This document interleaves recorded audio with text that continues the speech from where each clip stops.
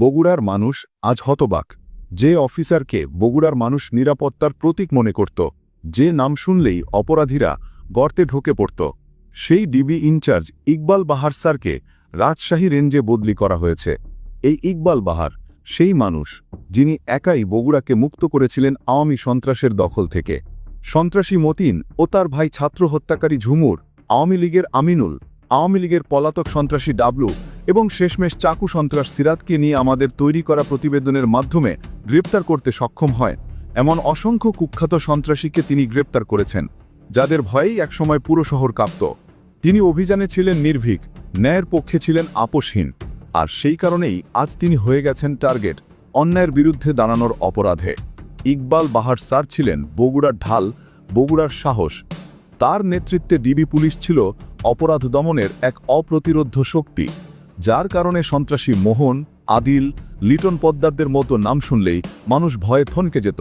তারা আর শহরে ফিরতে সাহস পায় না, কারণ ইকবাল বাহার ছিলেন এখানে। কিন্তু আজ সেই নির্ভীক অফিসারকে সরিয়ে দেওয়া হয়েছে কালো শক্তির চাপে, রাজনৈতিক প্রভাবের অন্ধকারে।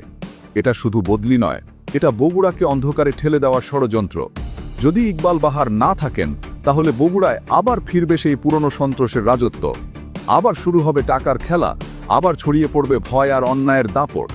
এই বদলি অনৈতিক, অন্যায্য, অগ্রহণযোগ্য। যে অফিসার নিজের জীবন বাজি রেখে অপরাধীদের ধরেছেন, যে অফিসার বগুড়াকে শান্তির পথে ফিরিয়েছেন, তাকে সরানো মানে সন্ত্রাসকে পুরস্কৃত করা। আমরা বগুড়াবাসী দাবি জানাচ্ছি, ইকবাল বাহার স্যারকে ফিরিয়ে আনতে হবে। অবিলম্বে এই বদলির আদেশ বাতিল করতে হবে। আগামীকাল এসপি অফিস ঘেরাও কর্মসূচি। বগুড়ার মানুষ এখন একটাই কথা বলছে, ইকবাল বাহার মানেই নিরাপত্তা, ইকবাল বাহার মানেই বগুড়ার গর্ব। ভিডিওটি বেশি বেশি শেয়ার দিন। আপনাদের শেয়ারের মাধ্যমে এক একটি প্রতিবাদ গড়ে উঠবে।